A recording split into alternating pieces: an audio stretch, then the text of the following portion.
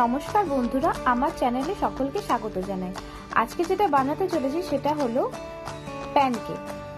একটি পাত্রে ডিমটাকে আমি ভেঙে নিলাম। এবার এর মধ্যে আমি সামান্য পরিমাণ চিনি মিশিয়ে এটাকে ভালো মতো ফেটিয়ে নেব। আপনারা চিনি নিজেদের প্রয়োজন মতো অ্যাড করতে পারেন। আপনারা যদি বেশি পরিমাণ চিনি খান তাহলে বেশি চিনি দেবেন, আর যদি কম খান তবে কম চিনি দেবেন। এবার এটাকে এমনভাবে আমি ফেটিয়ে নেব যাতে ডিমের সাদা অংশের সঙ্গে হলুদ অংশ মিশে গিয়ে একদম সাদা একটা আকার ধারণ করে, এবং এর মধ্যে হালকা হালকা আমার বাবলসও দেখতে পাবো এবং স্মুথ হয়ে যাবে মিশ্রণটা। এভাবে বেশ কিছুক্ষণ ফেটিয়ে নিয়ে এর মধ্যে 1 কাপ ময়দা দিয়ে দেব। ময়দা দিয়ে এটাকে ভালো করে মিক্স করে নেব। এভাবে কিছুক্ষণ মিক্স করার পরে আমি 1 কাপ দুধ অ্যাড করবো এর মধ্যে। এই 1 কাপ দুধ অ্যাড করে আমাদের মিক্সারটাকে ভালো করে ব্লেন্ড করে নিতে হবে, কারণ এর মধ্যে আমাদের একটু পরিমাণ জল দেওয়া হবে না। যদি জল দেওয়া হয় তাহলে এবার মিক্সারটাকে আবার ভালো মতো ফেটিয়ে নিতে হবে যাতে কোনো গোটা গোটা অংশ না থেকে যায়। মিক্সারটা একদম স্মুথ হয়ে যাবে। আপনারা একটু ব্লেন্ডার থেকে এটাকে তুললেই বুঝতে পারবেন এটা একদম স্মুথ একটা মিক্সচার হয়ে গেছে। এবার একটি তাওয়া নিয়ে নিলাম।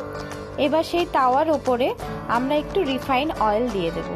রিফাইন অয়েল আমার এটা করতে ভীষণ কম পরিমাণে লাগবে, কারণ বেশি রিফাইন অয়েল দিলে এটা একটু তেল চিটচিটে হয়ে যেতে পারে। সেই জন্য যত সামান্য পরিমাণ সম্ভব আপনারা তেল ইউজ করবেন। এই কম পরিমাণ তেল ব্যবহার করার জন্য আমাদেরকে ব্রাশ ব্যবহার করতে হবে। ব্রাশ দিয়ে আমরা তেলটাকে স্প্রেড করিয়ে নেব পুরো তাওয়ার মধ্যে। এবার একটি ডাবু হাতার মধ্যে অল্প করে মিশ্রণটা নিয়ে, একটি ডাবু হাতা নিলে বেশি ভালো হয়। আমার কাছে যেহেতু ডাবু হাতা ছিল না, তাই আমি নর্মাল ভাত তোলার হাতা দিয়েই ব্যবহার করছি। আমার তাওয়াটা প্রায় গরম হয়ে গেছে। এবার এর মধ্যে আমি অল্প করে মিশ্রণটা দিয়ে দেব এবং সেটা আস্তে আস্তে একটা গোল হয়ে যাবে। আপনাদের ধারটা অনেক সময় ব্যাকাটারা হয়ে যেতে পারে, সেটাতে কোনো অসুবিধা নেই। যতটা সম্ভব রাউন্ড করা যায় আপনারা চেষ্টা করবেন। ডাবু হাতা হলে আপনাদের সব থেকে বেশি ভালো হবে। ডাবু হাতা মানে আমি এখানে ডাল তোলার হাতার কথা বলতে চাইছি। এবার একটা সাইড ফ্রাই হয়ে গেলে আপনারা উল্টে অপর সাইডে ফ্রাই করে নেবেন। ঠিক এইভাবে আস্তে আস্তে ব্রাশ দিয়ে অয়েল লাগিয়ে নিতে হবে।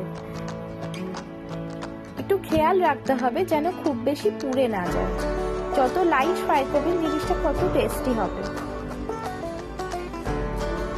এবার এটাকে মধু সহযোগে পরিবেশন করুন। আপনারা চটজলদি বাড়িতে বানিয়ে নিন এই ব্রেকফাস্টটা। রবিবারের সকালের জন্য এটা হলো একটা আদর্শ ব্রেকফাস্ট। তাহলে আমার চ্যানেলটিকে সাবস্ক্রাইব করুন এবং এটি ভালো লাগলে অবশ্যই কমেন্ট বক্সে জানান। Thank you so much.